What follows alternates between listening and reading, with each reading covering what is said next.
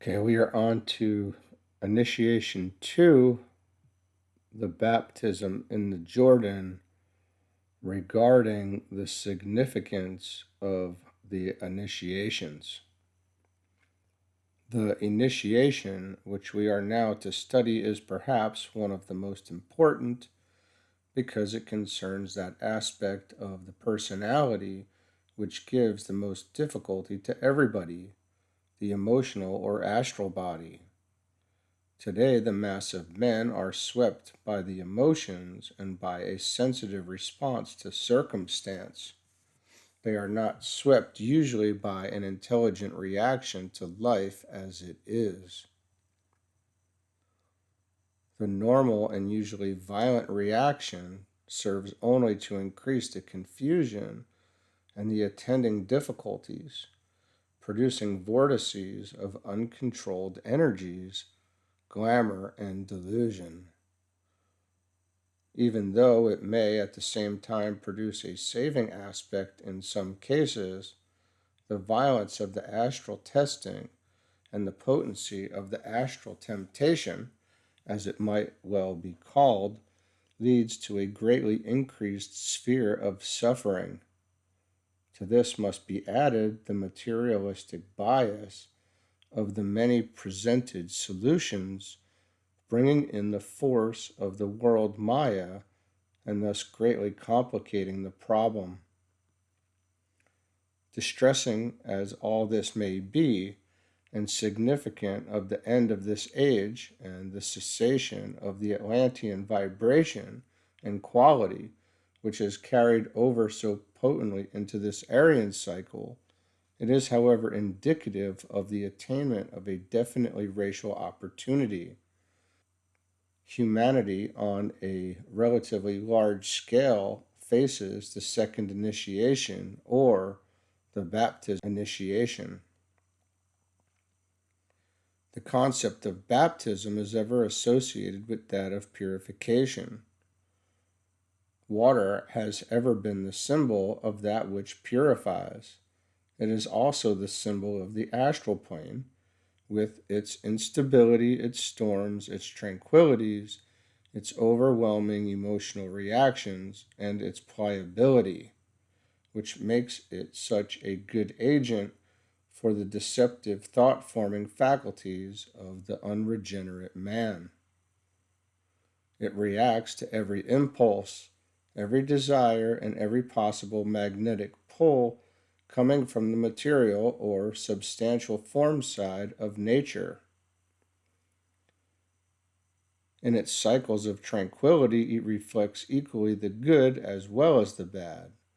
It is the agent, therefore, of deception when manipulated by the Black Lodge, or of aspirational reaction when influenced by the Great White Lodge, the spiritual hierarchy of our planet. It is the battleground between the pairs of opposites. The problem is complicated by the fact that men have to learn to recognize these opposites before right choice, leading to spiritual victory, is theirs.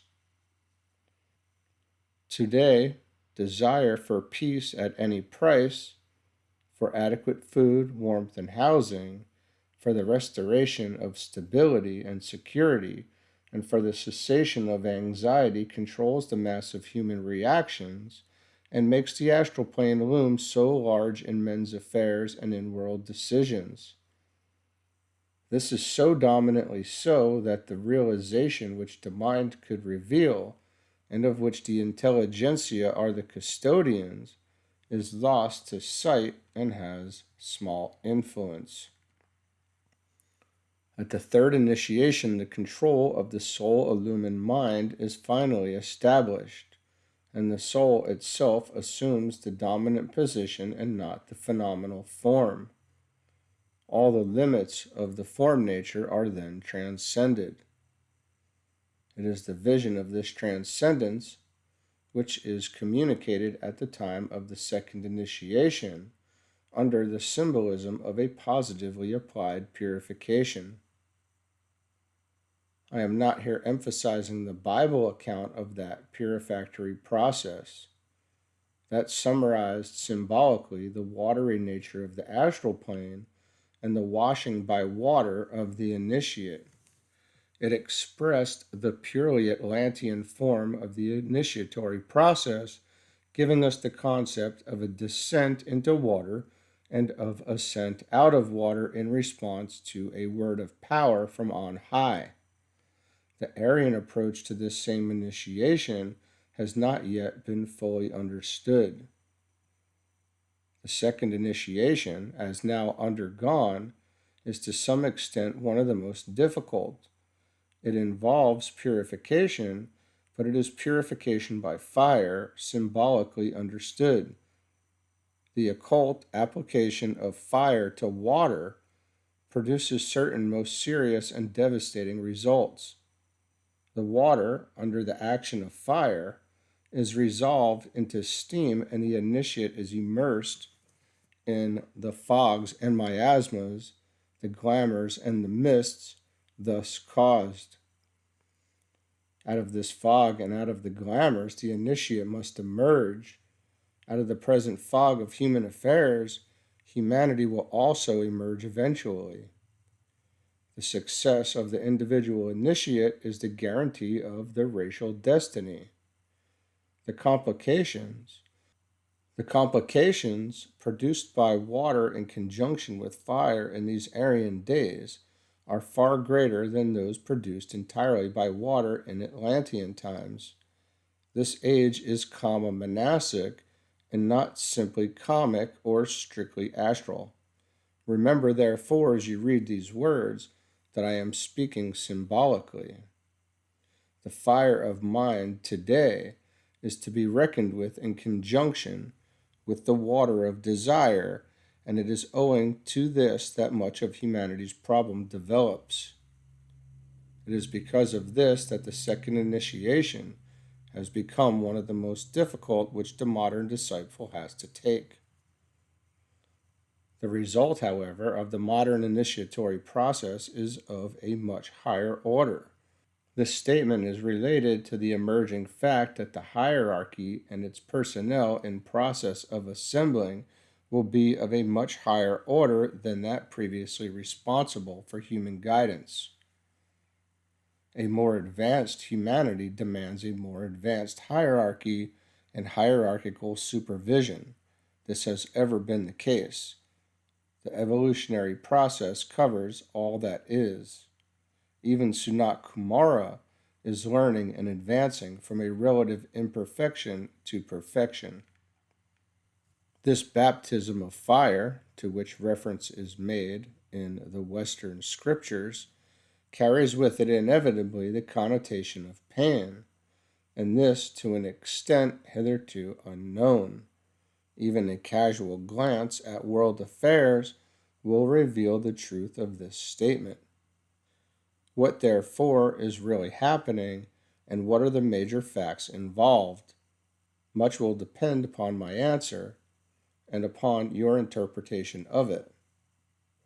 I will ask you consequently to give careful consideration to my reply to these two questions. Under the influence of the Piscean cycle, which is now in process of termination, the sixth ray of idealism or devotion was predominantly active. This is the ray of one-pointed determination, and from one angle is the ray of blind procedure. The individual, the group, or humanity sees only one aspect of reality at any one time, and, because of man's present point in the evolutionary process, usually the least desirable aspect. All else is sealed to them. They vision only one picture. Their horizon is limited to only one point of the compass, speaking esoterically. To the mass of humanity, the aspect of reality which was visioned and for which men live and died was the material world, material comfort, material possessions, and material enterprises. To this, the labor movement today and the tendencies already apparent in the United Nations bear incontrovertible testimony. To a much smaller group of human beings, the world of the intelligence appears paramount, and the concrete mind is the desired ruler or controlling factor. All, therefore, remains within the area of material control and interest. The solar plexus center is consequently the dominant factor, because even in the case of the intelligentsia, it is desire for material well being, for territorial possessions, and for planned governmental and economic material decisions which control and motivate the individual, the group, or the nation. These are not necessarily wrong, but under the present emotional desire concept, they are placed in the foremost position and are regarded as causal in their nature. Nevertheless, they are fundamentally secondary in their nature and are effectual in their essential nature, placing the emphasis upon the word effect with an E. Humanity, even in its advanced brackets, is not yet able to think on causal levels. What is the basic goal of the initiate who has taken the second initiation? I would ask you to transit in consciousness from the concept that the process of initiation is a consummation of effort to the higher and better concept that it is initiatory in effect and marks a beginning and not a consummation. What, therefore, lies ahead of the initiate who has entered the purifactory water, or rather fire? To what is he pledged? What is to happen within the area of livingness? I want to familiarize yourselves with that phrase. And what results will take place within the mechanism with which he approaches the place of initiation. These are the factors of importance, and these are the aspects of the life process which should condition him. At the close of the initiatory process, certain energies and divine aspects should be recognized by him as now playing a part in his thinking and his purpose. Energies which heretofore, even if present, were quiescent and not controlling. Before him lies the third initiation of the transfiguration. Facing him is a great transition from an emotional aspirational focus to an intelligent thinking focus. He has, theoretically at least, cast off the control of the astral body and nature. Much still remains to be done. Old desires, ancient astral reactions, and habitual emotions are still powerful, but he has developed a new attitude to them and a new perspective to the astral body. Water, fire, steam, glamour, delusion, misinterpretation, and emotional continuity still means something specific and undesirable to him. He is now negative to their appeal and positive to the higher demanding focus. That which he now loves and longs for, desires and plans for, lies in another and higher dimension. He has, through his willingness to pass through the second initiation, struck the first blow at his innate selfishness and has demonstrated his determination to think in wider and more inclusive terms. The group begins to mean more to him than himself. What has happened, technically speaking? The energies of the solar plexus center are being transferred from the major clearinghouse below the diaphragm to the heart center, one of the three major centers to which all the lower energies must transfer. At the first initiation, he was granted a vision of a higher creativity, and the energy of the sacral center began its slow ascent to the throat center. At the second initiation, he is granted a vision of a higher focus, and his place in the larger whole begins slowly to reveal itself. A new creativity and a new focus become his immediate goals, and for him, life can never again be the same. The old physical attitudes and desires may still at times assume control, Selfishness may continue to play a potent part in his life expression, but underlying these and subordinating them will be found a deep dissatisfaction about things as they are and an agonizing realization of failure. It is at this point that the disciple begins to learn the uses of failure and to know certain fundamental distinctions between that which is natural and objective and that which is supernatural and subjective. Do these ideas make the concept of initiation more useful to you and more practical? Any initiation which does not find interpretation in daily reactions is of small service and basically unreal. It is the unreality of its presentation which has led to the rejection of the Theosophical Society as an agent of the hierarchy at this time. Earlier and prior to its ridiculous emphasis upon initiation and initiates, and prior to its recognition of the probationary disciples as full initiates, the society did good work. It, however, failed to recognize mediocrity and to realize that no one takes initiation and passes through these crises without a previous demonstration of a wide usefulness and of a trained intelligent capacity.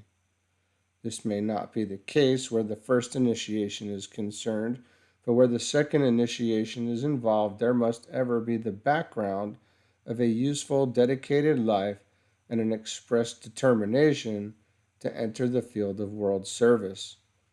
There must also be humility and a voiced realization of the divinity in all men.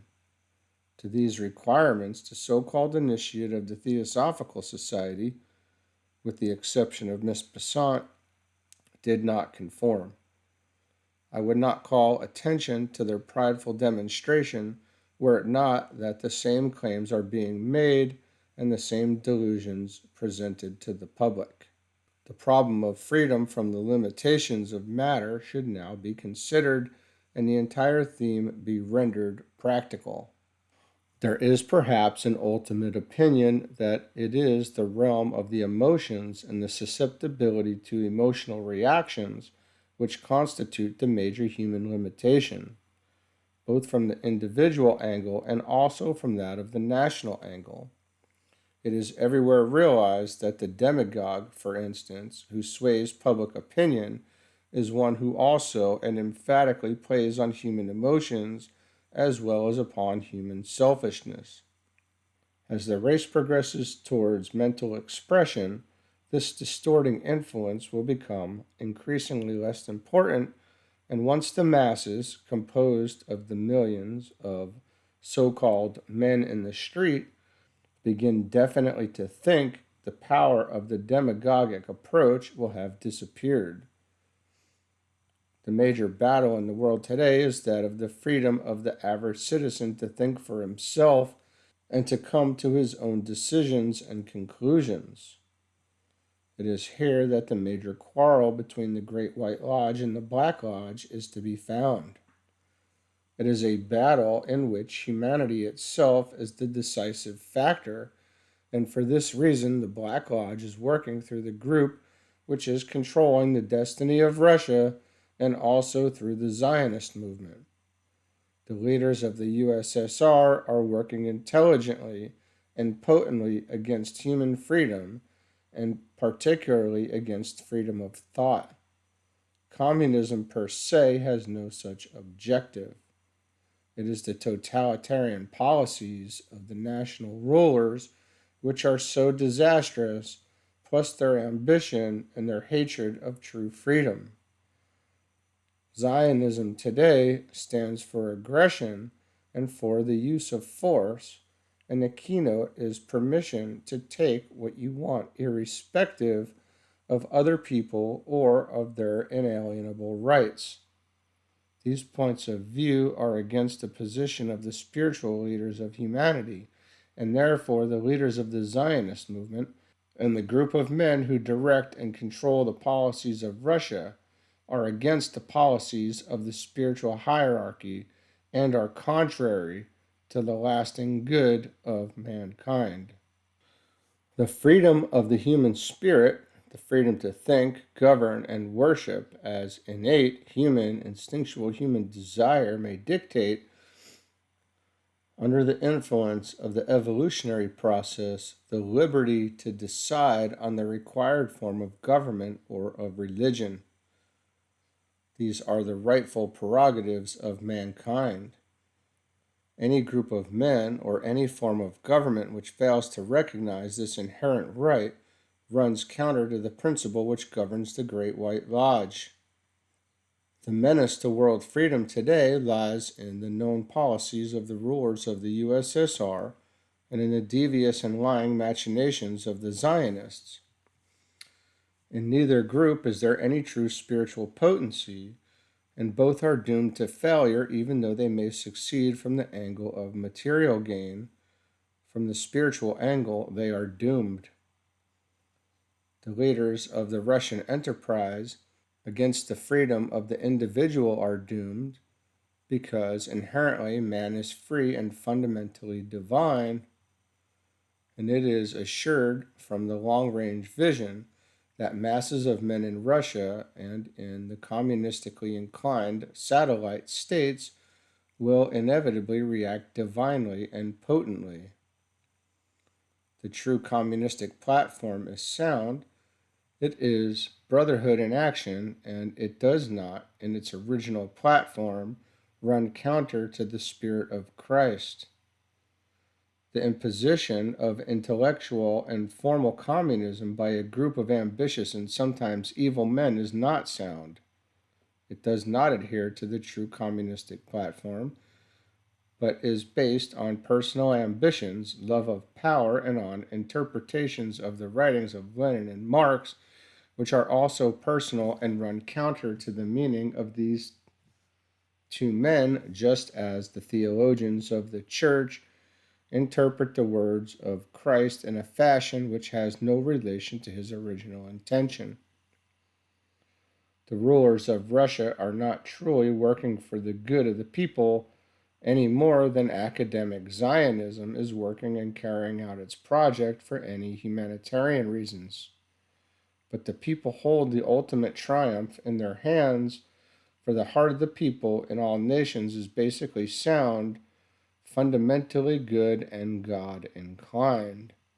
This the rulers of the communistic regime forget. The leaders of the Zionist movement of aggression constitute a real danger to world peace and human development, and their activities have been endorsed by the expediency policy of the USA and, in a secondary degree, by Great Britain under the influence of the USA. It is the Zionists who have defied the United Nations, lowered its prestige, and made its position both negative and negligible to the world. It is the Zionists who have perpetrated the major act of aggression since the formation of the United Nations, and who were clever enough to gain the endorsement of the United Nations, turning the original recommendation of the United Nations into an order. The rule of force, of aggression, and of territorial conquest by force of arms is demonstrated today by the Zionists in Palestine, as well as the demonstration of the power of money to purchase governments. These activities run counter to all the plans of the spiritual hierarchy and mark a point of triumph of the forces of evil. I am emphasizing the activities of these two countries because through the leaders of these groups of aggression, men, the forces of evil, dammed back temporarily by the defeat of the evil group which Hitler gathered around him, have again organized their attack on the spiritual development of humanity. The world today still remains divided into people of evil intention and great power and their victims, plus the negative reactions of the remaining nations. There is no nation in the United Nations which has attempted to swing the tide of evil by ranging itself and other nations on the side of freedom. There are only groups of unillumined men who seek to control national destinies. There is still emotional reaction to situations, and the emotional exploitation of individuals and nations by those who are in no way emotional, but who are mentally convinced that certain lines of activity must be followed, leading to their own individual good, but which, in the long run, are not good for the peoples involved. We therefore come back to the problems of the astral plane, of the emotional level of consciousness, and to the second initiation. This initiation releases men from emotional control and enables them to shift their consciousness onto mental levels, and from that higher point of focus to control their normal and well developed emotional attitudes. If you will turn back to page 340, you will find that the three keynotes are given for this second initiation and for its technique. I would like to call your attention to them because they present those keynotes which give us the clue to the world problems and indicate at the same time the solution and the way out of the present impasse. These three words are dedication, glamour, and devotion. It is the dedication of the aspirant which invokes the fire. You have here a statement of major importance. The aspirant upon the higher levels of the astral plane is swept by the fire of dedication. This immediately focuses his will as it demonstrates on the mental plane, and this focusing in due time starts the serious undertaking of the shifting of his consciousness onto mental levels. Then immediately the fire works. And the first reaction, as I have earlier pointed out, is to the meeting of fire and water, and consequently the production of fog, mist, of glamour, and illusion. All of these four words must be understood symbolically. The glamours thus induced are dependent upon the ray and the point of evolution of the individual and the nation. It is essential that you learn to think in the widest possible terms. With these I shall not deal. Individuals are rapidly discovering the nature of their glamours once their spiritual intention is determined. Also, national glamour is well recognized by onlookers, though seldom yet by the nations involved. The factors which leads to the dissipation of glamour is devotion to an individual, to a master, as taught by the Theosophical Society, or to some idealistic project. It is finally an unlimited devotion to the way, to the treading of the path at any cost, and to the unswerving attachment to service as constituting the major technique of the path. Dedication resulting in glamour, which is dissipated by devotion, these are the keynotes of the second initiation. Forget not that nationalism is the result of dedication to a particular national setup and produces the glamours which lead to world difficulty. These three aspects of evolutionary unfoldment must be recognized by every aspirant. Their existence determines his place upon the path, the initiation for which he is being prepared, and the nature of his service for humanity. And what will be the result of the combination in one's life of these three factors? Primarily two things. One, the solar plexus center will be brought, first of all, into a condition of almost violent and compelling activity. This activity is induced by dedication and produces glamour inevitably. And two, the violent energies of the solar plexus center will eventually be controlled by the quality of devotion. It is this quality which transforms the solar plexus center into the great clearinghouse for all emotional reactions and for all glamours, and makes it temporarily a cause of disaster, of conflict, of pain, and of distress. As a result of both of these, a great transforming agency is set in motion by the quality of devotion, and the solar plexus center becomes not only a clearinghouse, but the main factor in lifting both physical and emotional active energies from below the diaphragm into the heart center. This constitutes a long process which the aspirant is forced to face in the interim between initiations. We are told, and it is factually true, that the longest period between initiations is that to be found between the first and the second initiations. This is a truth which must be faced, but it should also be remembered that it is by no means the hardest period.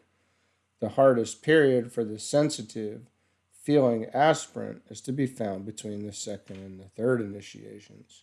It is a period of intense suffering, of the penalty of applying factors of glamour and illusion, of pronounced involvement in situations which, for a long time, remain unclarified, and of a steady moving forward as best the beleaguered aspirant can, under the influence of right direction and spiritual determination. This he has usually to do in the dark, working under the action of the logical and understanding mind, but seldom under the influence of inspiration. Nevertheless, the good work goes on. The emotions are brought under control, and necessarily the factor of the mind assumes an increasingly right importance. Light, flickering as yet uncertain and unpredictable, pours occasionally in from the soul via the mind, adding frequently to the complications, but producing eventually the needed control which will lead to and result in freedom. Ponder on these things. Freedom is the keynote of the individual who is facing the second initiation and its aftermath, preparation for the third initiation. Freedom is the keynote for the world disciple today, and it is freedom to live, freedom to think, and freedom to know the plan which humanity demands at this time. The initiation, that of the transfiguration, which we are next to study, is one of the most important of them all. From one particular angle, it is peculiarly related to the fifth initiation of revelation and to the seventh initiation of resurrection. All three are concerned with freedom. Freedom from the personality, freedom from blindness, or freedom from all the seven planes of our planetary existence. The planes which are sometimes referred to as the planes of human and superhuman evolution. You will have noted that lately I have been emphasizing an aspect of initiation hitherto little emphasized, the aspect of freedom. The path of initiation has at times been called the path of liberation, and it is to this essential aspect of the initiatory process that I am seeking to call your attention. I have pointed out continuously that initiation is not the curious mixture of self-satisfied attainment, ceremonial, and hierarchical recognition as portrayed by the major occult groups. It is far more a process of excessively hard work, during which process the initiate becomes what he is. This may entail hierarchical recognition, but not in the form usually pictured. The initiate finds himself in the company of those who have preceded him, and he is not rejected but is seen and noted and then put to work. It is also a graded series of liberations, resulting in the attainment of increased freedom from that which lies behind in his experience. This carries with it the permission, soul enjoined or given, to proceed further on the way. These freedoms are the result of detachment, dispassion, and discrimination. At the same time, discipline enforces and makes possible the hard work required to pass the grade. All these four techniques, for that is what they are preceded by a series of disillusionments which, when realized and comprehended, leave the aspirant no choice but to move forward into greater light. I would like to have you study initiation from the angle of liberation, looking upon it as a process of strenuous attained freedoms. I would like to have you study initiation from the angle of liberation, looking upon it as a process of strenuously attained freedoms. This basic aspect of initiation, when realized by the initiate, ties his experience into a firm relation with that of the whole of humanity, whose fundamental struggle is the attainment of that freedom whereby the soul and its powers can unfold and all men be free because of an individually attained freedom. If you will study the 9 initiations and look upon them from this angle, you will see how each does most definitely mark a point of attainment, and therefore the entire subject of initiation takes on a new beauty and appears more worthy of the pain and struggle of attainment. Let me give you an indication, no more than that, of what I mean. We have initiation 1, birth, freedom from the control of the physical body and its appetites. We have initiation 2, the baptism, freedom from the control of the emotional nature and the selfish sensitivity of the lower self. We have initiation 3, transfiguration, freedom from the ancient authority of the threefold personality, marking a climaxing moment in the history of all initiates. We have initiation 4, renunciation, freedom from all self-interest and the renouncing of the personal life in the interest of a larger whole. Even soul consciousness ceases to be of importance, and a more universal awareness and one closer to the divine mind takes its place.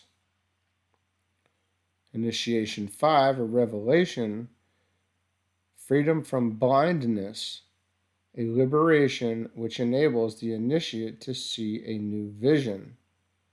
This vision concerns the reality lying beyond any hitherto sensed or known.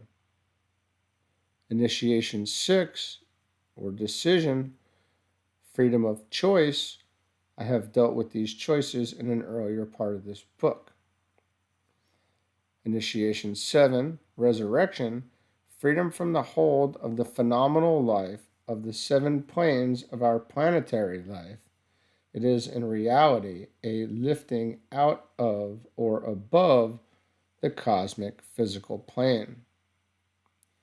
And in initiation 8, transition, freedom from the reaction of consciousness, as that word is understood by you, and a liberation into a state of awareness, a form of conscious recognition, which has no relation to consciousness as you understand that term.